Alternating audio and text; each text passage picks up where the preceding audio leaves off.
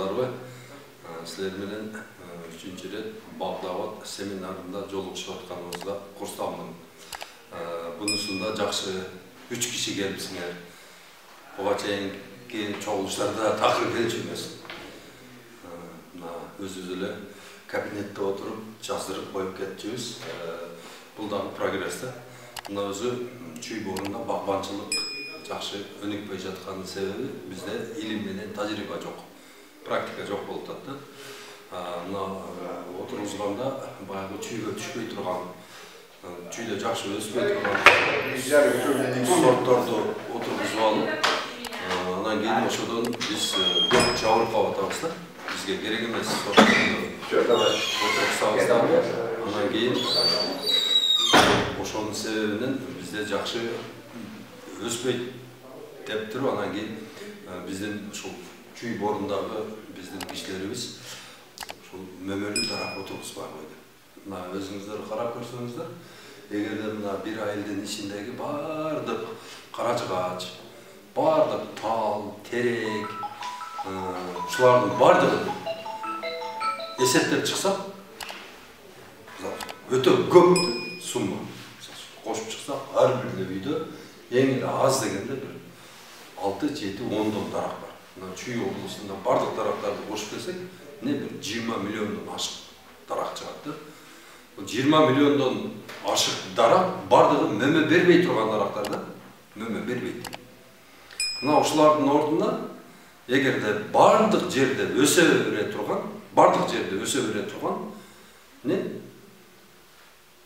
слива болгондо 20 миллион сливанын түшүмү 50 килограммдан болгондо эсептеп көргүлө. 20 миллионду көбөйтүп көргүлө.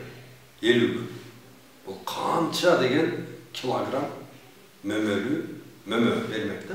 Эми ошол мөмөнү эң эле аз сатканда, 20 эле сомдон сатканда канча киреше болмок да бул. 20 миллиард сом жыл сайын. Бул деген биздин мына ошол ирригацияга азыр акча берип атат да. Мына ушул акча 1 миллиард. Мына ушул 1 миллиардты мына ушул биздин эле жөн эле үйдөгү турган дарактардан алсак болот да. Мына ушул азыр мына ушул чүй боорундагы бардык биздин ушул жашоочулар өздөрү мониторинг кылыш керек. Үйгө барып көрүп, мына каражыгач эмне турат? Каражыгач эмне турат деп канча жылдан бери мейли менен буну отунга саттым. 5000 сом акча болот. Көп болот. Mo terek 5000 сом акча болот. Mo бака терек 5000 сом акча болот деп отунга. Өзүм жаксам мен 15000 сомдук отун чыгат экен будан. А эгерде ошол бир каражыгач, бир бака терек, бир мырза теректин ордуна ошолда ар биринин ордуна 3 тонн слива болгон.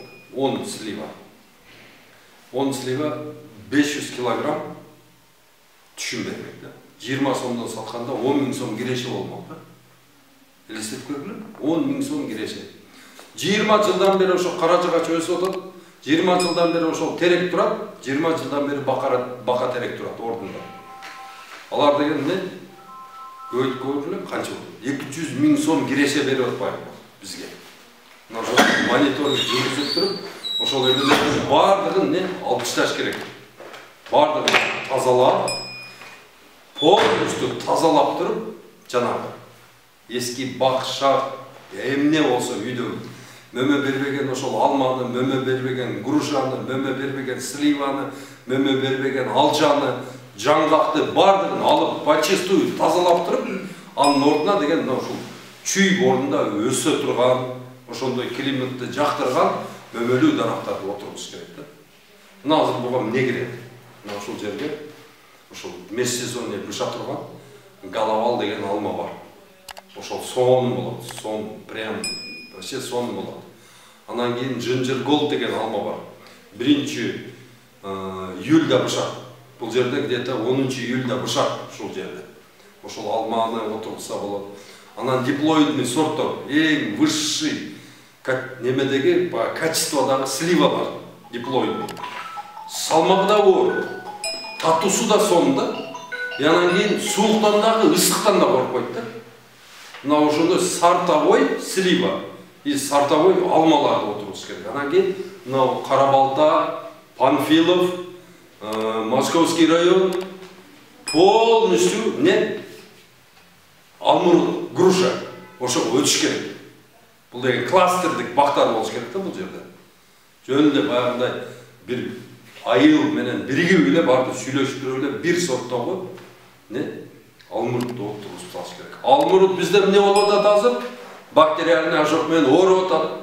Капкара болуп күйүп түшүп калып. Биздин көчөттөрдү кайра отурсаң кайра ооруп атат. Демек чечим не? Значит, ошондой вакцинациядан өткөн, иммунитети бар, бактериальный ожог жукпай турган сорттор бар, груша. Мына ошолорду алып келип отургузуш керек. Ошолорду алып келип отургуза турган болсок, оорубайт, түшүм жылдыга берет. Анан кийин мына биздин высокорослый, өзүбүздүн классикалык дарактарга караганда экономикалык жактан кичинекей, орто бойлуу полукардик дарактарды кароо бизге эмне ыңгайлуу и пайдалуу. 1 гектарга 660 груша батат. Ар бир груша уже эмесине келгенде 100 килограммдан түшүм берет. Бул деген каждый гектардан 50 тоннадан уже түшүм деген сөз да бул. Каждый гектардан полукардик. Жакшы сорт груша ар бир түбү 100 килограммдан берет. Уже 7-8, 9, 10 жылдары. Бул полукардикте не дарылаш жеңил полукардикте. Буга обрезкасы өтө жеңил, обрезка. Бул деген дарылоо өтө жеңил. Жеңил, ушунчалык жеңил да дарылоо. Мына ушул полукардикке өткүлө дегенибиздин эң чоң бир эмеси, ушул преимуществосы бунун сортунда. Сорту дүйнө жүзүнө таркалган сорт. Мисалы үчүн Форел деген бар. Бардыгы тааныйт. Вильямс деген бар. Бардыгы тааныйт. Конференция деген бар. Бардыгы тааныйт. Юнская красавица деген бар. Бардыгы тааныйт. Бул сортторду не демек биз не сатсак Санта Мария деген бар. 5 сорт бар бизде. Мына ушул 5 сортту биз сунуштап атабыз Кыргызстан боюнча. Бул жерде ысыкка өсө турганы бар, бул сорттордун суук жерде өсө турганы бар, орто жерди жакшы көргөнү бар. И вообще шор жерлер бар го, жалаң туз басып кеткен. Суусу да шор, жери да шор деп коет да. Щелочный почвага ошол жерге отургуза турган бизде эмне биалма бар, айба и груша бар. Каласа айба отургузсун, каласа груша отургузсун. Айбандагы 1 килограммы 200 миң 1 килограммы не 100 килограмм 1 килограммы 100 сом болот атына. Айбан 120 сом болот ат оптом. Мына ушул сортторго өтүшүбүз керек биз бардыгыбыз. Мына күн өтө берет да. Күн өтө берет. Быйыл мисалы үчүн менин сөзүмдү угуп, азыр быйыл алып отургузуп койсоңуз, келирге уже түшүм аласыз. Хотя бы өзүңүздүн кичинекей 5 сотик огородуңуз болсо, ошого не 100 груша отургузуп койсоңуз, ошол 100 грушадан ар биринен 1 килограммдан алганда келирге уже 100 килограмм груша сатасыз. Келирки жылы. Адан кийинки жылы уже ар биринен не 5 килограммдан уже 500 килограмм груша сатасыз. А 3-чү жылы ар биринен 10 килограммдан сатканда 1 тонна груша сатасыз. 1 тонна груша бул не 100 сомдон сатканыңызда бул деген 100 миң сом акча болот. 100 миң сом акча ошол сиз сатка кетирген акчаны полностью чыгарып аласыз уже. Чыгарып алып туруп уже калгандары жалаң прибыль болот. Мына мен айтып аткан жана диплоидный сорт сливалар, мисалы Анжелино деген слива бар. Өтө сонун. Любой жерде өсөт. Холодильникте апрелге чейин тура берет. Свежий бойдон. Алма сактагандай эле холодильникте сакталат. Мына ошону базарга алып чыксаңыздар, не Россиянын базарында жазган мал слива 400 рубльга чыгат. Мына ошондо апрелде жүктөй турган болсок биз Россияга бартыр 1 маршта сатып кетип атабыз, 8 миллион сом акча болот ошол. Көрдүңөрбү кандай? А биз болсо 1 гектар жерден 50 миң сом киреше тапсак, бул шапкебизди асманга көтөрүп атабыз. Уре деп. А 50 миң сомду түштүктө биздин дыйкандарыбыз 10 соток жерден табып жатат. 50 миң сомду ойноп күлүп да малина эгип койгон, мисалы үчүн кадам жайда 10 сотокке. Ошол жерден 200 миң сомдук малина сатып атат. 4 барабар көп таап атат бизге караганда. Туғандар, мына жалаң эле арпа, жалаң эле ошол будай, же экспорт чөп, же беде менен чектелбеш керек. Уже биз деген аз жерден көп кереше алып, ошол жерди сактоо. Например, мына жылыга бир жерге беде арпа айдай берели. Арпа айдай беребиз. Bir жылы 100 килограмм селитра бердик, чыгып чыкпады. Экинчи жылы көбөйтөлү деп 150 килограмм селитра бердик, чыгып чыкпады еще. Аздык кылып атады 300 килограмм беребиз. Акыр дегенде 1 тоннага жеткирип атабыз. Ошондой сепкендер да бар экен да. Ошол жакшыраак түшүм алайын. Ал деген жерди эмне кылып атабыз биз? Чаң кылып атабыз. Бул жөн эле чаң органикасын баардыгын өлтүрүп жатабыз. Мына ушул чөйгөрүндө мына биздин ушул дыйкандарыбыз ошондой дарбызга, пиязга, сабизге ошондой салып жатышат. 1,5 тонна селитра, 30 мешок селитра берип жатышат. Бул деген жерди өртөп таштады.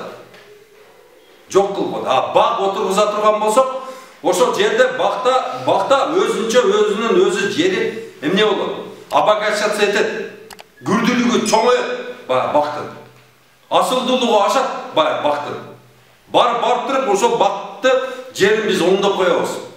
Мына азыркы ушул жерде азыр мына Панфилов районунун өзүндө эле канча 1000 гектар жер жараксыз деп туруп пайдаланбай жатат, билесиздер, э?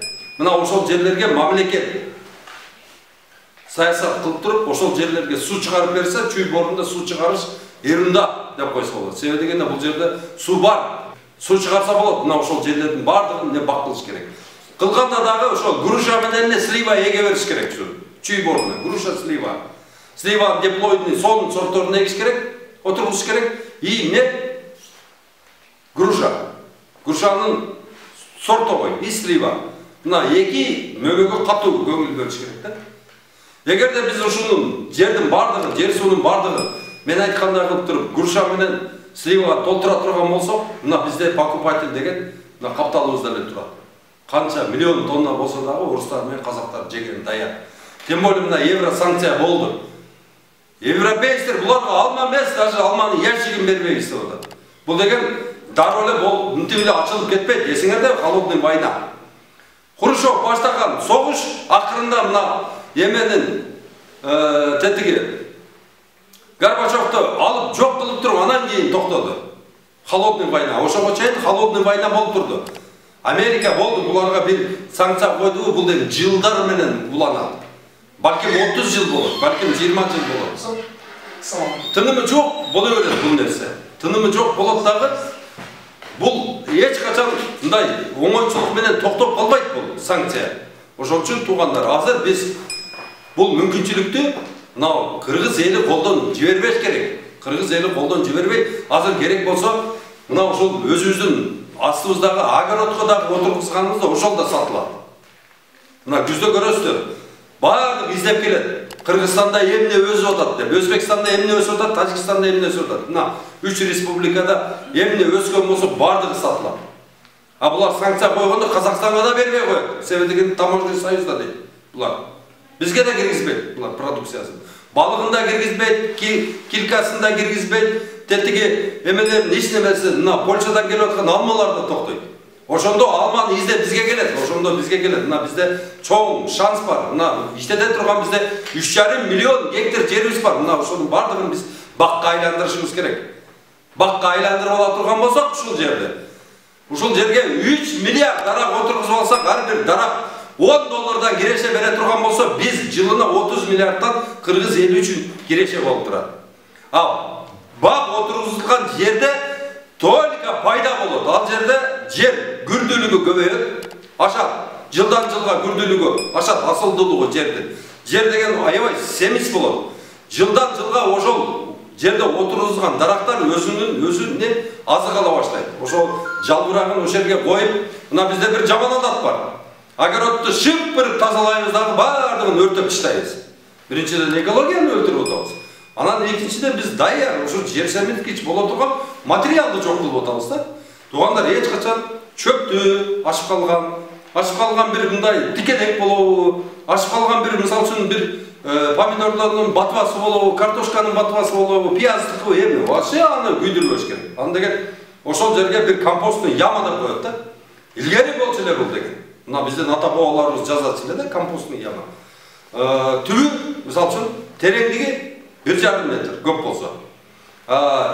Uzun tuğrası olsa 3'e 3 kılıp durup ele, çoğurak agarat olsa da bir 15-20 sotik olsa. Oşol jerde emne tapsanar da. Maldı kız bolu, şerge tökkülü, oşol çöp, çar, жалбырак düşö bardığın o şerge toptabıla, oşol жерге dayar, жерсемиткич. Al деген bir жылда полностью переработка кылып коет ошол.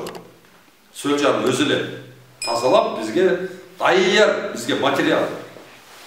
Жерсемиткич болуп калат ошол. Мына азыр Кыргызстан боюнча азыр элдин бардыгы эле кайгырып эле отурат. Эмне болду десең, ай азот кымбаттап кеттир, азот 50 сом, 60 сом болуп кеттир да, байлык жөнүндө ыйлагысы келип отурат да. Бул да мүмкүнчүлүк Кыргызстан үчүн.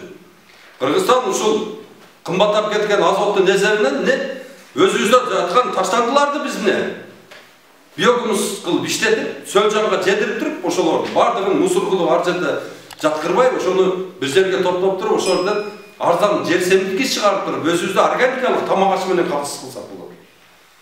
Мына ошого умтулушубуз керек. Биздин Кыргызстандын келечеги бул органика. Биз Өзбекстан менен же Казакстан менен селитра салышып, жерге салыш боюнча биз жарышка чыга албайбыз. Себеби дегенде аларда өзүнүкү завод, минеральный заводдор бар, химический. Бирок анын бизге кереги деле жок да. Чындап айтканда, biz hazır özümüzdün kolumuzdaki mümkünçülük menen Kırgız'dan çıkıp getsek olur. Onun için ne kılış gerek? Onun için biz birikişimiz gerek. Bir ile adam, bir ile kişi bayiş gerek emez. Misal için bir rayonu bir ile köpös basıp alıp, bir şahırda bir köpös basıp alıp, oşonu men ele değmez. Oşonu misal için gedeyler kolunda çoktur. Ne kılış gerek? Kolunda çoktur. Var da birikip durup, kara cumuş menen işlep veriş gerek. Kolunda barlar oşolorgo mine koçut alıp beriş gerek, oşolorgo latok alıp beriş gerek, mına oşolorgo truba alıp beriş gerek, bar joktu su at menen kamsız kılıp turup, mına oşol köçöktördü oturguzup turup, mına Kırgızstan üçün milyardagan gireşelerdi kirgizip, bizdin azırkı oşol ekonomikalık avalımızda ondop ketsek bolat. Mına uşuğa tırışırışımız gerek. Her bir adam özünün üyün monitoring etiş gerek. Ben başında ayıp kettim ga. Үйгө баргыла, үйдү карагыла, мына каражыгач эмне турат канча жылдан бери? Мына бакатерек эмне турат? Мына жаңгак эмне турат? Мына түк алма бербеген алма эмне турат? Грушка эмне турат? Мына алча эмне турат? Болду, түйме кыркып туруп тамырындагы жулуп алгыла. Мына барды ошол мөмөсүз дарактар, булар курт чакырат. Биринчиден, курт чакырат, анан өзүнөн бир жагымсыз жыт чыгарат дагы, анын түбүндөгү алмадагы, грушадагы жакшы өспөйт. Ошол үчүн мисалы үчүн кишилер түшүнгөн кишилер эң биринчи бак отургузуп атканда мына теректин баарын жок кылайын эмесем өспөт дейт. Себеби дегенде бул ата бабаларыбыз билет буну. Бул салкын түшүрөт, жыт чыгарат, курт чакырат. Ошол бардык биздин алмабызды талкалап аткан ошол плодожорка, ошол пилильщиктер, ошол деген баягы совка, ошол курттардын бардыгы ошол биздин өзүбүз мисалы үчүн пайда алып келет деп отургузуп койгон ошол бака терекке ошол каражыгачка кирип кетет да кыштап чыгат. Кыштан чыккандан кийин дароо бияка баштайт. Мына кумурсканы билесиздер да? Кумурска бар жерде тилия болот. Тилия деп коет, шире түшүрөт го даракка. Ошол шире деп коет. Шире түшүп кетти дейбиз го. Тетиги кумурска менен тилия тандемде иштейт, тандемде. Кумурска кадимкидей күз түшкөндө тилияны көтөрүп алып туруп, үйүнө алып барып бир жерге коет аны. Багып чыгат. Жаз келгенде алып чыгып туруп ошону дарактын эң жумшак, жаңы чыгып келип аткан атростуктарга коет. Жанагы тилия баягы жалбырактын жейт, ширесин тартат өзүнө. Тарткандан кийин ошону канча күндө койгонун эстейт дагы, тетиги кумурска акырын чыгып барат. Чыгып барып туруп ошол койгон тилиянын аркасында усиги бар. Ошол усигин момунтип тийгенде ал деген таттуу суюктук чыгарып берет. Ошону ичет, ашкандан үйдө көтөрүп кетет. Бул деген ал үчүн уй сайбыз го биз жайлоого апарып. Ошондой эле бул дагы жаят тилия. Ошол кумурсканы жок кылмайын, тилия жок болбойт да. Тилияны жок кылмайын, кумурска жок болот. Ошол экөөнүн связын үзүш керек. Аны деген мына биздин окумуштуулар билет, энтомологдор билет. Мына ушуга окшогон бизде толгон токой маселелер бар. Мына ушунун бардыгын чечиш үчүн бизге деген илим менен тажрыйба керек. Мына ушул азыркы биздин мамлекетибизде бөлүнүп аткан 260 миллион долларды 26 миллиард сомду бөлгөндө эң биринчи ошол ар бир райондон 100дөн агроинженер окутуш керек. Ар бир райондон 100дөн агроинженер 4000 агроинженер окутуп алсак 5 жылдын ичинде Кыргызстанда айыл чарба боюнча маселе калбай калат. Бардыгы чечилет. Ага деген азыр биздин президентибиз айыл чарбаны көтөрөм деп берип атат 26 миллиардтаган 6 миллиард менен Кыргызстанда бардык сугаты да чечилет, помидору да чечилет, капустасы да чечилет, алмасы дагы бардык маселелер, кой, мал, уй, ечки, тоокко чейин чечилет. Агроинженер окутуп келиш керек. Агроинженер бул бардык маселени чече турган адис. Анан калган 200 миллион долларды 50 миллион долларына 10 көчөткана салыш керек. 10. Мына ошол Кыргызстандагы эң сапаттуу көчөттөрдү чыгара турган 10 көчөткана болуш керек. Мына азыр биз Турциядан алып келип 4 доллардан сатып аткан көчөттөр, сатып жаткан көчөттөр, ушулар биздин дыйкандарга 1 доллардан айланыш керек. Мына бул мечта эмес, бул деген реалдуу. Буга деген мына караш керек, көз караш үчүн бул деген мына башкаруучу, бул деген элим деген башкаруучу болуш керек да. Жөн эле бир мындай эле эртеп эле 5 жыл отуруп коюп кеттим деген бул болбойт. Мындай башкаруучунун бизге түк кереги жок да. Башкаруучу деген дальновидный болуш керек. Бул деген 5 жылда эле эптеп мындай кылып көрүнгөн жерде лента кесип жүрүп тигил бул кылып анан кийин же 1 жылда кетип калам деген ойдон арылыш керек. Ким 1000 жыл президент болом деген адам келиш керек. Митингдемесин биз иштеп атабыз. Бирке мына бешөөңөр эле отурасың. Акырын бирке баскып өнөм. Мына ошогон аксакалдарды иштен кетириш керек. Эң биринчи. Мына ошогондор бизди аркага тартып атат да. Буларга шум жакпайт, буларга прогресс жакпайт. Буларга деген только баягы ушул вакытты өтүрүп ушул айлык алганда бул жерде жалаң 23, 24, 25 жаштагы балдар иштеш керек агрардык сектордачы. Себебинде бул аграрияны түшүнбөгөн адамдарды алып келип отургузуп койгон. Мына целый акимиятта канча ушул немелер бар да, кабинеттин карасаң бир нерсе түшүнбөйсүң да, бир түшүнүксүз эле бир эмелерди мындай адистиктерди коюп койгон. Бул жерде мындай киргенде эле помидор, капуста, груша, алма, алмурут, бүлдүркөн деп бардыгын ар бир кабинетте ушунча 150 кабинет болсо 150 агроном отуруш керек бул жерде. Мына ар бир келген кишинин несин калоосун ушундай чечип тура турган ушундай адамдар керек да. Бул жерден келдик, мына көрүп атасың, мына 4-5 келип отурасың. Действительно аграрияга кызыгуу жок да. Мына ушул Садыр Нуркожоевичтен мен суранам. Мына ушул акимчиликтерди полный тазалаңыздагы, мына ушул жердеги бардык непонятный госоргандарды кыскартыш керек. Госоргандарды 70%га кыскартып туруп, ошол 30 эле пайыз баягындай эң нужныйларын калтырыш керек дагы, анан калган 70%-ын ордуна жалаң агроном отургузуш керек. Ушул кабинеттерде агрономдор отуруш керек. Агрономдор отурса, анан кийин өзгөрүү болот да. Ага чейин өзгөрүү болбойт. Мына айыл чарба 76% киши ушул агрономияда иштеп атат да. 76% киши агрономияда иштеп атса, ушул булардыга эмне керек? Мына 76% кишиге келет. Алардын помидору оруп атат, алардын капустасы оруп атат, алардын багы оруп атат. Аларга деген витамин керек. Ушуларды гана билген адистер отуруш керек бул жерде. Анан калган карасаң эле агентство бир нерсе, спорт, анан бир карасаң эле казначейство бир нерсе толгон токой. Кылган иши 0, абсолютный 0. Бир жылыш жок алдыга. Жөн эле отурушат, айлыкты алып атышат. Мына пандемияда ошол Жээнбеков, президент Жээнбековго 300 миллион доллар помощька келген, ошол 200 миллион долларын ошол бюджетниңтерге, госоргандарга айлык берип таштаган да. Элестетип көрдүңбү? Ошондо бир айлык эле айлык ошончо болду.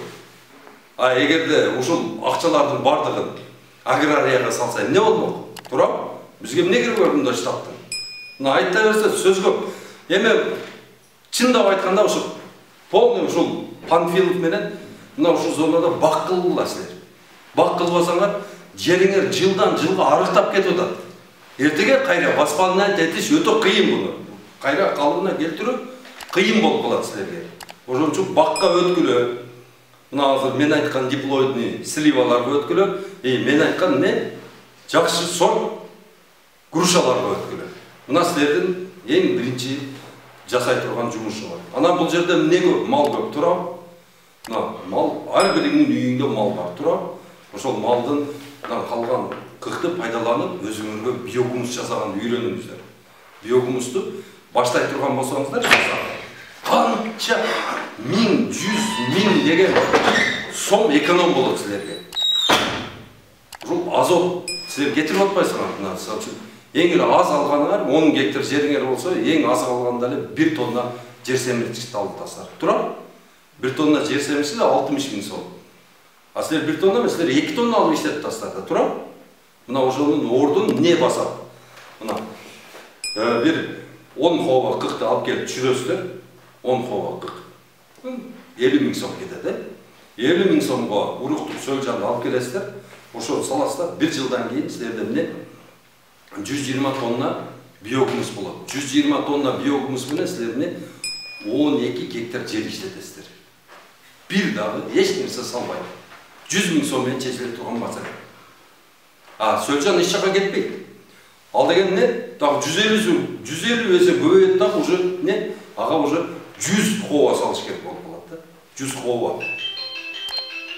100 хова кыкка ошол калган эмени салыш керек болуп калат. Мына жылдан жылга көрүп атасыңар, бул акча деген куну кете берет, бак өсө берет, ал акчаңарды кармап турат. Мына азыр силердин жериңерде эч нерсе жок. Буга чейинкилердин бардыгын жеп алгансыңар, тура? Эч нерсе. Поле пустойбу? Тура? Поле пустой барсаңар. А менин полемде не? Азыр ошо 2 гектар полемде менде 1300 дарагым турат. 1300 дарагым турат, мен билемин. Ошо Куда кааласа, ар бири 50 килограммдан берсе, мен жазда ошону сатам деп турам да. Чөтөстөр, ушул күздө мен уже урожай алам. А силер жалаң арпа айдай бергенсиңер, поле пустой азыр. Ошону мына менин угуп туруп 3 жыл мурун эле, мисалы ошол жерге 2 гектарга 1300 көчөт отургузуп койгонуңарда, уже силер күзүндөсү ар биринен 10 килограммдан бар, мен 13 тонна груша сатамын. 1 миллион 300 000 чөнтөктө бар деп эсептемексиңер да. Азыр деле кеч эмес бирок, бак кылыш үчүн эч качан кеч эмес. 70ге чыгасыңбы, канчага чыксаң да эч качан кеч эмес. Мисалы, көчөт доллар менен алып атпайдыбы? Ооба. Мисалы, $4 бул Кыргызстанда өстүрүлгөн көчөт эмес да бул, туурабы? Ооба. Жана түйүндөгүчү мисалы подвой. Бул дагы бөлөкпү же бөлөк жактан келгенби подвой?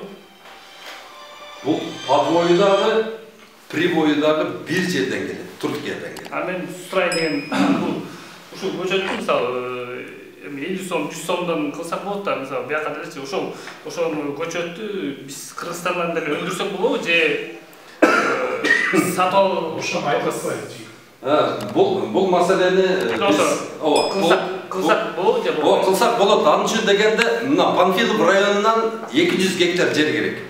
Жок, көчөт өзү. Угуптур мени. Панфилов районунан 200 гектар жер керек. Ошонун четине бир плановый мектепте кылып туруп, чоң баягында 1600 бала окуй турган мектепте кылып туруп, бир здание салыш керек. Ошонун ичине 1 миллион 200 000 долларга оборудование салыш керек. Ошондо 3 миллион 200 000 болуп атабы? Анан 1 миллионго дагы 20 гектар теплица салыш керек. 4 миллион 200 000 болуп атабы? Анан 800 000 долларга адис алып келиш керек. И калган акчага ошол көчөттөрдү жасаганы французча сатып алабыз. Французча барбы?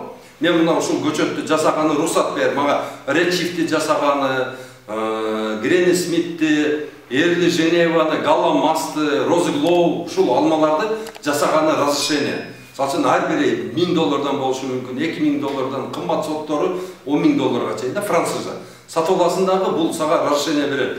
Барып полностью сага разрешаем вот такому-то такому государству делать вот эти сорта, деп полностью сортторун жазып туруп бизге французча сатат. Ошол французчаны алып келип бияка коюп алып туруп, анан кийин ошону чыгарабыз. Ошондо анан кийин биз чыгарган бардык көчөттөр баягы материалдарды алардан алабыз. материал бар ғой, бірінші клонирование қылыш үшін, баға инвентор лабораториядан шығарыш үшін, алар бізге полностью бочка, мынау Гренни Смит, мынау осаға Редчиф, мынау осы Голден Делешес, мынау осы Анджелино, мынау Стенлей, мынау Блэк Амблер деп полный бізге береді. Ошоның материалдарымен анан кейін біз ошоны көбөйтүп, акырын жасай беребиз да. Анын үчүн $5 миллион керек. Біз ошон үчүн акча сурап атабыз да. $50 миллион 10 көчөтканага деп. Ошондо жыл сайын Кыргызстанда $50 миллион көчөт чыгып турмак да. Кыргыздар үчүн $1 болмок да ошол. Азыркы европейский көчөттөр. Ооба, Европа дүйнө жүзүндөгү эң Америкада бардык мамлекеттерде котироваться эткен сорт ушул жерден чыгып калмак да. $5 миллион менен бир көчөткана бүтөт. А бирок ал көчөткана жыл сайын $5 миллиондон берип турат да. Бир эле жол куруп алабыз, мында чүй борунан мисалы үчүн. Мына бул сторонасына бирди, токмок жакка бирди. Экини куруш керек өзү чүйгө. Ушул жерде жылына $10 миллиондон көчөт чыгып турат да. Ушул чүй борунда эле. Мына ошого биз азыр хотя бы $1 миллиард сом бергиле деп атабыз. $1 миллиард сом бирөөнү түндүккө, бирөөнү түштүккө эки заманбап питомник кылыш керек да, питомник. Ошон үчүн акча сурап атабыз. Азыр биз сатып алган менен бага ташып келген суу менен тегирмен айланбайт. Бул багбанчылыкты өнүктүрүү үчүн именно баягы берилип аткан кредитке берилип аткан $260 миллион $50 миллион ошол жака $60 миллион балдарды окуткан бериш керек. Мына ошо балдар окуп келсе, ошолор Кыргызстандын бардык агро проблемасын чечет. Ага чейин биз көчөткананы жасап койсок, ошол кадрлар келип көчөтканаларды ошолор өздөрү эле иштете бермек да. Адан сырткары мына ошол бардык жерлерге суу чыгарыш үчүн канал керек. Каналдарды казганы, калган акчаны $30 миллион эмес сатып алышыбыз керек. Буровой установка. 5000 метр вертикально казала турган ошондой корейский установкалар бар. Оны алып келе турган болсок, бизде такыр эле суу маселеси калбай калат да. Бардык жерден суу чыгарып, бизди сугат болуп калат жерлерибизден. 1 метр жер суусуз калбай калат.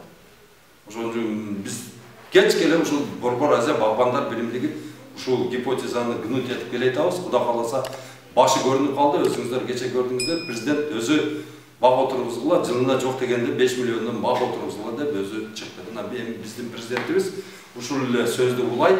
Мына Өзбекстандын, Казакстандын, Каракалпакстандын, анан Тажикстандын, анан Түркмениянын президентине обращение кылыш керек. Суу деген биз өзүбүз жасабайбыз. Бул суу деген экология жакшы болсо анан кийин топтолот экен бул жака. Ошон үчүн силер дагы как водопользователь катары силер дагы биздин Кыргызстандын экологиясына каражат салгыла деш керек. Канча сала аласыздар? Тажикстан 1 миллиард, Өзбекстан 3 миллиард, Казакстан 3 миллиард, Түркмения 2 миллиард, Каракалпакстан $500 миллион бериш керек да. Ошон менен анан мына биздин бардык бош жаткан талаларыбыз даракка айланат. Даракка айлангандан экология оңолот. Экология оңолсо мөңгүнүн эригендери токтойт, өзөндөр сууга толот. Бул деген жакшы бир ошондой экологиялык бир операция болот да.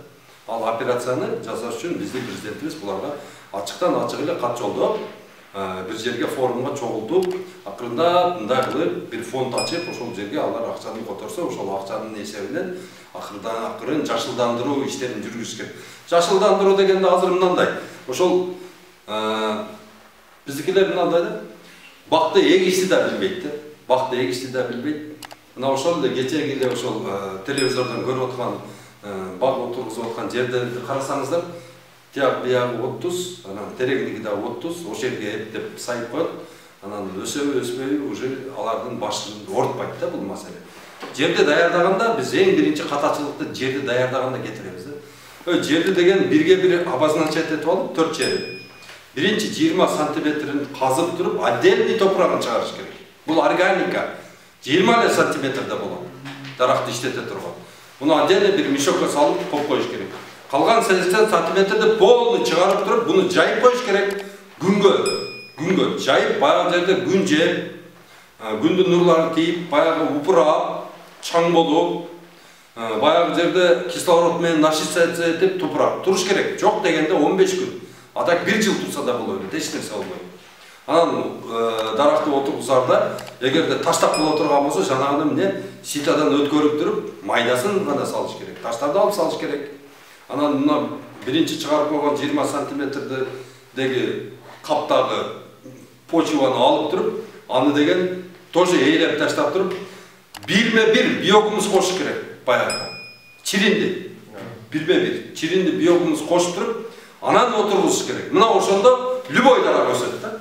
Ошондо аэризация жакшы болот, суу кетиши, дем алышы да жакшы болот, и тамырдын кетиши да жакшы болот. Мына ошол слойду 1 метрде казып келатканда 60 сантиметрде же 65 же 70 сантиметрде бир өтпөй турган мындай каттуу катмар болот. Ошол катмарды сындырып түшкөндөн кийин анан кийин суу кетиши да жакшы болот, и дарактын өсүшү. Мына полукарликтер биз Кыргызстан боюнча бир гана полукарлик сатырып атабыз, орто бойлуу. Себеби дегенде карликти жасаш үчүн шпалер керек, зым керек, стойка керек, керек эле көп болуп кетет экен да. Ошон үчүн биз аны сунуштап айтабыз.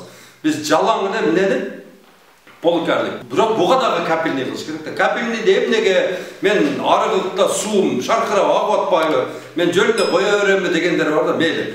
Биринчи жылы, экинчи жылы, үчүнчү жылы мөмө аз кезде, төртүнчү жылы койсо болот. А бирок уже мөмө көп алгандан кийин 60, 70, 80, 100 килограммга чыкканда полукарликтин түшүмү. Шамал болсо кулап калса тамырлардын баардыгы жылынып кетет. Жылынып кетет да, баягы дарак кайра восстановленияга не подлежит, уже куруп калат да. Ошон үчүн капелька коет. Капелька койгондо жарым метр бул жака коет. Акырын ошол жерден түшкөн суу тамырды бошотпой гана барып туруп тамырга сиңип турат. Ошол себептен дарак бышык турат. Ошол себептен 100 килограмм ашын түшүмүн көтөрө алат. Из-за этого полукарликти эме кылыш керек багында. Капельный кылгыла деп ошон үчүн айтып атабыз да. Болбосо жыгылып калат. Анан полукарликти отургузганда сөзсүз түрдө бир 70 сантиметрлик рейканын жанына кагып туруп ошого байлап койгула. Ошондо 3 жыл турганда баягы рейкада жана өскөндөн кийин тик өсөт. Эч кыйшайып неме болуп кетпейт да. 4 алма алса да кыйшай берет. Түшүндүңөрбү? Тик байлап койсоңуздар ал кыйшай берет, и ствол ойнобойт. Мына биздин үйдө ошондой бир эмебиз ойноп калган экен, эки эле тамырда туруп калыптыр да. Азыр эми рейка коюп туруп байлап баягы жерин топурактарын тартып койдук астына. Но все равно уже поврежденный. 2 жыл аркага кетет да бул көчөт. Түшүндүңөрбү? Рейка байлап коюңуздар. Анан кийин ушул бизде Форел деген сорт бар, груша. Вильямс, конференция, анан кийин Санта Мария и анан Юнская красавица. Мына ушул алмурттарга заказ берсеңиздер болот. Эми туугандар, азыр уже заказ бергени кеч калып калдык көчөттү. Азыр эми эгерде алча отургузам десеңиздер, черешня, баткен килес отургузам десеңиздер, бизде көчөттөр бар. Аны алып келип бере алабыз оштон. А именно ба Санта Мария эмелер азайып калды да, аны деген уже успеть этпейсиздер. Эми күзгө даярдангыла. Күздө Кудай кааласа ноябрь ичи чилде түшкү чейин көчөт отургузса болот. Чилде чыккандан кийин дагы күн жылгандан кийин дагы отургуза беребиз да. Ошондо 1 февралдан баштап отургузса боло берет. Мына 1 апрелге чейин көчөт отургузса боло берет. Мына ушул чүйдүн ордунда. Только чилде, кыш чилдеде гана отургузбайбыз. Тоң түшкөн балда. Суроолор болсо бериңиздер, жооп берели. Бир түшүнбөгөн бир суроолор. Жок. Байке бар. Биздин атыбыз Алмаз байке. Алмаз.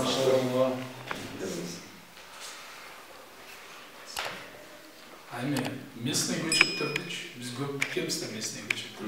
Кандай кыласыз аларды? Сылкыядан алдырганда мен питомникте барып көргөм. Питомник нээси айткан, бул сайзын оңунда совхоз болчу питомник. Ошол менен үчкө бөлүнүп биз андан ары иштеп кеттик. Жемиштүү көчөттөр депчи.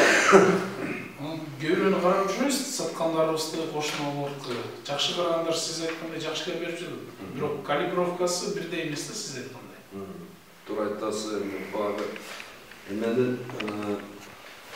питомник совхоздор болгон көп жерлерде. Ысыкөлдө бар эле, мына немеде өзүбүздө эле мына Сокулдун жанындагы питомник деген айыл бар, айылда бар эле питомник. Көп эле да Кыргызстанда.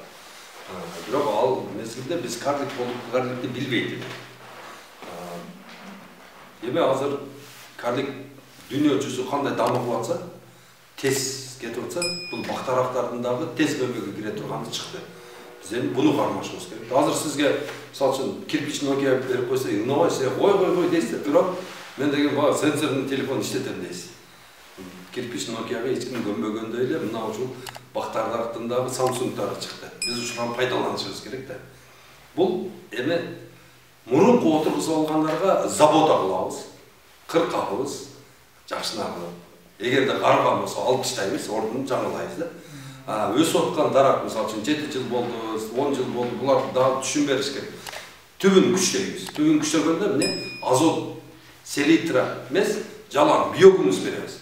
Aslında biogumuzdan aябай көп берип туруп, жанагыны не калибровкасын чыгарабыз. Анан кийин баягы даракты мындай өтө бийик кылып бербей, бир аз жапызыраак кылып туруп, интенсивный иштеткен аракет кылабыз да.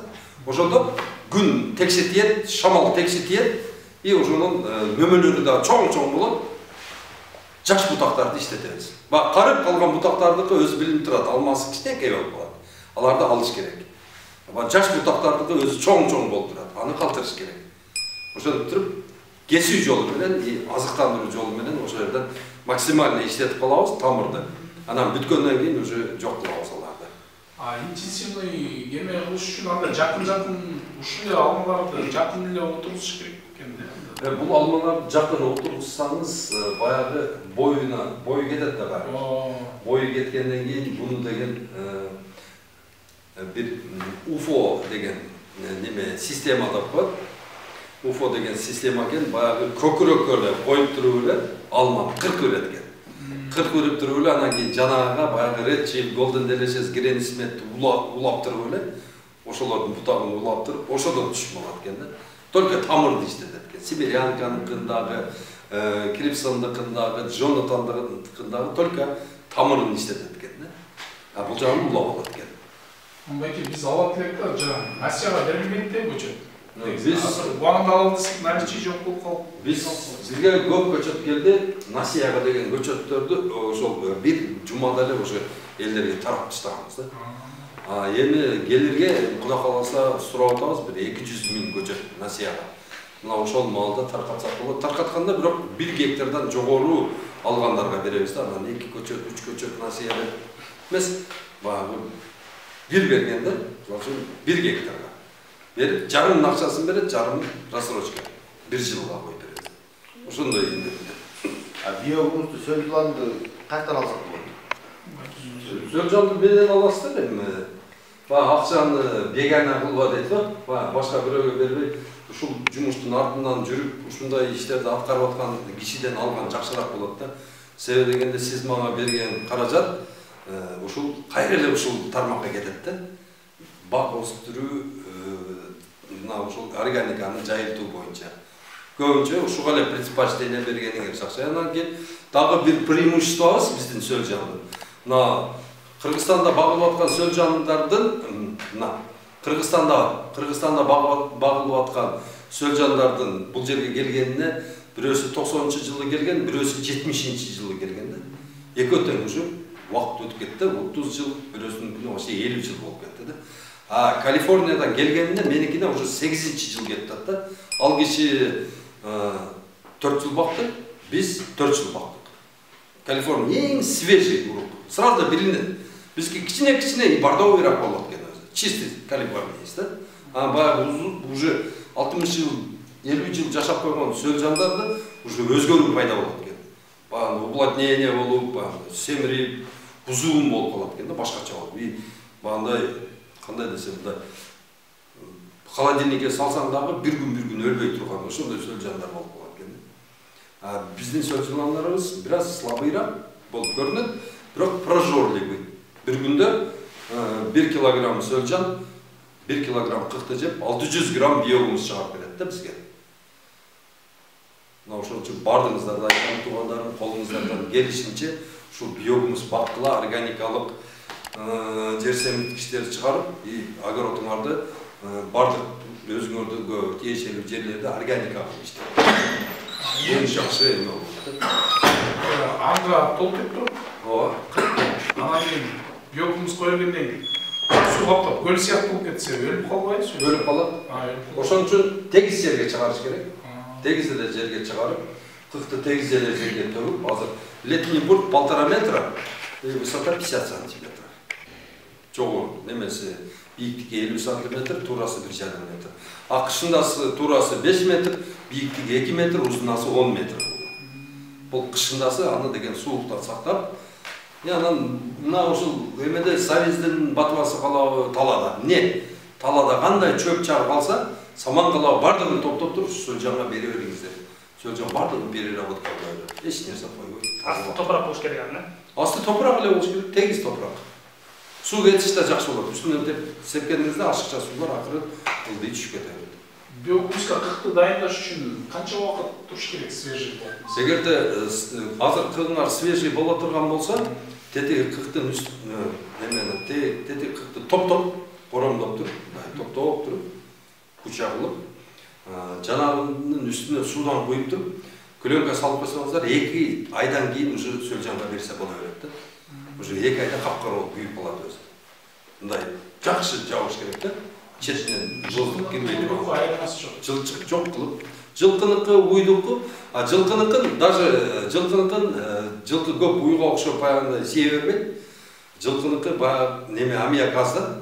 Жылкыныкын где-то 1 ай тургузуп эле Сөлжанга 1-2 жол нымдап туруп берсе боло берет. Эч качан кыкты жуубаңыздар, кыкты только нымдаш керек. Жуусаңыздар Сөлжан жей турган азыктардын баардыгы агып кетип калат. Бере бериңиздер, сону бере бериңиздер. Ал көчөт тууралуу мисалы кокон гасынын көбүлөтүптүн да Жалдабар айылынан атыман көбүлөтүптүк эч өспөдү да ушу коконда. Анан сиздин эмелер көчөт бул районированный бул. Биздин көчөттөрүбүздүн баардыгы районированный, анан кийин биздин алып келип отурган көчөттөр именно северден келет.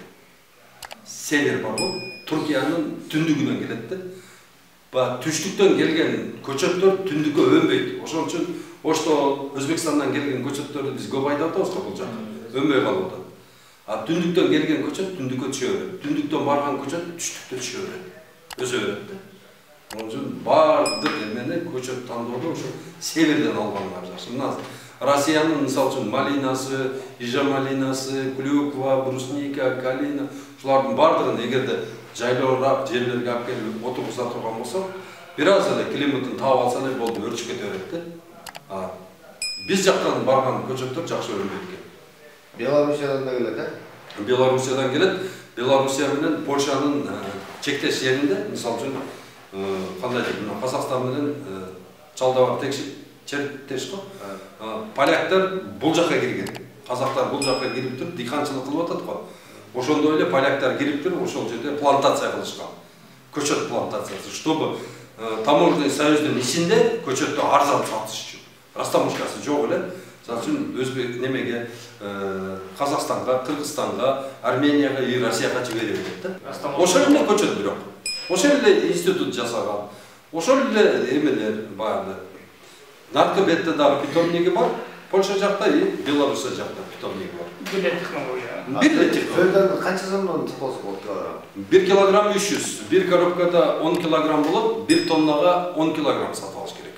Эгерде силерде бир 20 тонна кырып ала турган болсо, 200 тонна уруктук салсаңыздар, ошо 5 айда полностью тазалап биогумус кылып берет. Уже күздө силер уже жерге салсаңыздар боло берет да, кийинки жылга урожайды жетип күрдүлүгүн ашырыш үчүн.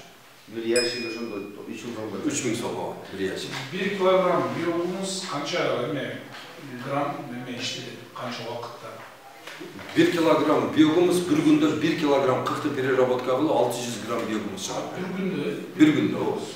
Өзү менен веси менен тең эмен жеп иштейт да. Шунчалык эмен жакшы көрөт да, жегенди. Карабалта кылды, карабалта биогумус кылышты. Карабалтага кылды. Бардык жерде бар. Мен 100 миңден ашык кишиге өзүм үйрөттүм да. 100 миңден ашык кишиге өзүм консультация берип, өзүм үйрөттүм. Карабалтада жабылып турат азыр эмелер. Видеосун көрдүм да. Кой баккан болот. Азыр аламсыз экен, бишкекте дайын да сиз. Ооба, дайын. Хоть 100 коробка алам десеңиз да дайын. Азыр туугандар, мына биогумустун немесин дагы абданыраак айтып берейин. 1 kilogram 41 сом дейлі. 1 kilogram 41 сом. 1 kilogram 41 сом бола тұрған болса, ошону био баягы калифорнийский сөлжан жегенден кийин 600 грамм биогумус болот. 600 грамм биогумусту эгерде силер 20 сомдон эле сатсаңыздар, бул деген 12 сом акча болот да. 12 сомдон минус 1 сом суга, 1 сом кыктын өзүнө чыгарып берели. Таза киреше сизге 10 сом калат. Таза киреше. 1 тонна кыктан силер 6000 сом киреше көрөсүздөр. 1 тонна кыктан 6000 сом. 100 тонна кыктан 600.000 сом киреше көрөсүздөр. Чындасыздар? Ошон үчүн бардыңыздарга айтам, буну башташ керек. Буну отургандын пайда жок. Мына 1 гектар жерди иштетиш үчүн 10 тонна биогумус керек. 10 тонна биогумус керек силерге.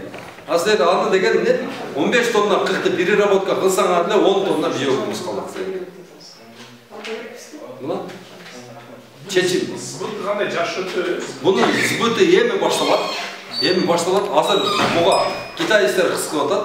Янан арабтар. Арабияга барып келгендер билет, ал жерде эми кум эле да. Биздикинде эме жок да мындай, почва жок, топурак жок да, кум эле. Мына ошол кумда дагы бизге караганда жакшылар ийгиликтүүрөөк дыйканчылык, багбанчылык кылып атышат ошо.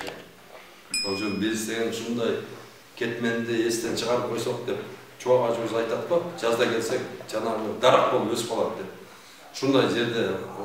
Ушундай жерде жашап туруп биз деген жалып атса эткенибиз биз үчүн өтө чоң күнөө да.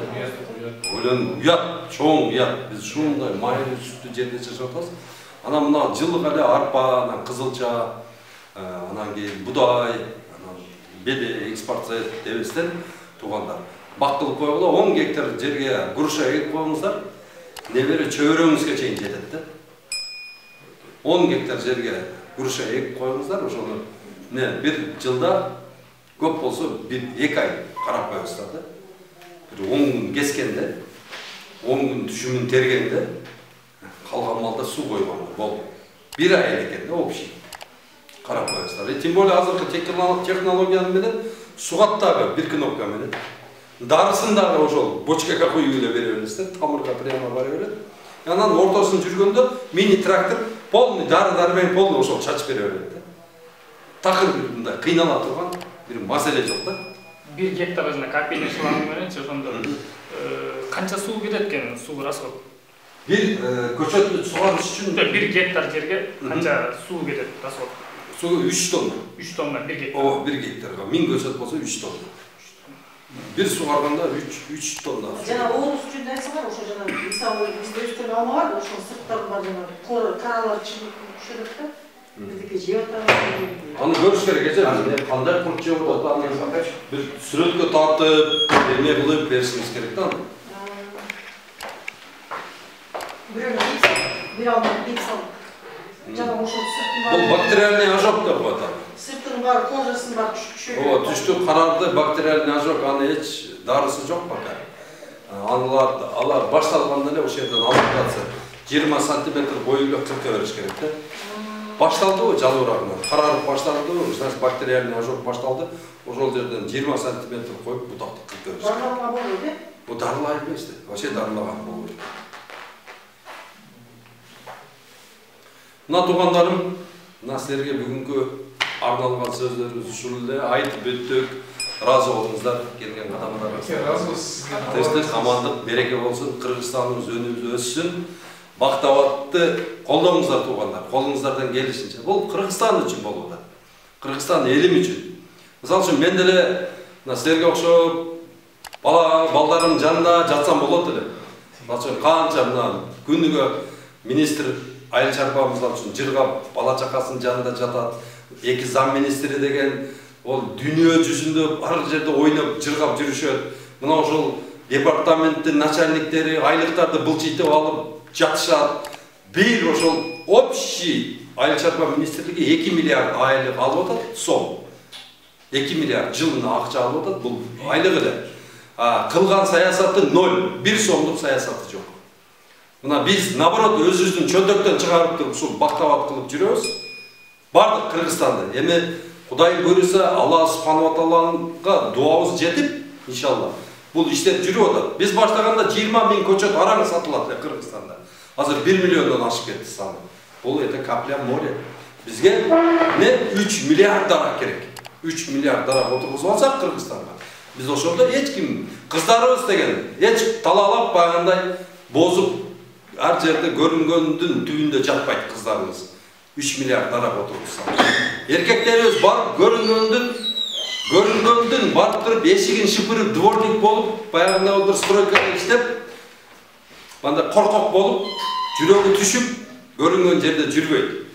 Балдарыбыз ата-энесинин жанында болот. Ошол мигранттар бардыгы кайтып келип туруп, ошол 3 миллиард дарак отургузмайын бизде вообще мындай өнүгүү болбойт. Ошон үчүн ар бир кыргыз өзүнүн жүрөгүнө жазыш керек. Мен 6 миллион, ошол 7 миллион кыргыздын биримин мен да.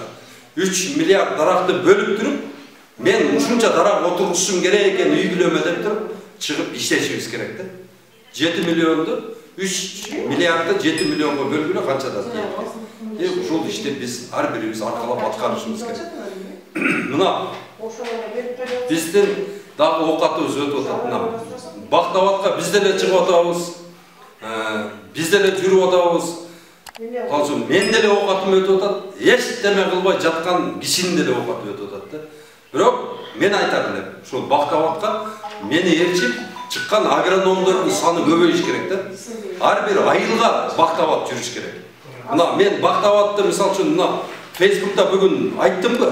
Ошону деген запись кылып алып туруп, ушул теманы жаттап алып туруп, ошол өзүнүн айылында, өзүнүн көчөсүндөгү кишилерди чакырып чыгып туруп, мына Абдулла айтып атат.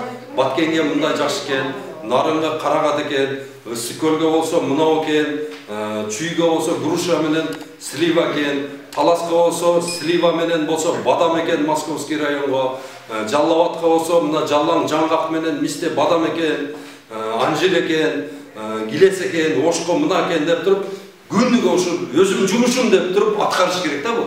Ар бир мусулман кыргызмын деген киши кыргыздын өсүшүнө өзүнүн салымын кошуш керек.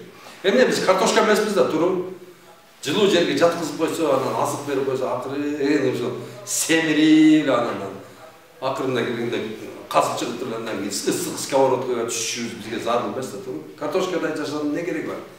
Чыгыш керек, эркексиңби, сагадай эрип берилген, тандоо берилген. Анан чыгып, мына элим, жерим үчүн деп туруп, хотя бы бир 100 кадам басыш керек да. Мына азыр отуруп алып элем, мына Facebook'та эле кыйын бардыгы эле. Анан садырды сындап аткан, камчыны сындап аткан, бирөөсү дагы бирөөнү сындап аткан. Өзүң дагы чыгып бир элге, жерге сындаш үчүн адам деген ушулардан жакшыраак болуш керек. Андан көрөктө тартып коюш керек. Сүйлөбөй койгон ошол абзелдүүрөөк да. Если, например, сындап атасыңбы, тогда предлагай.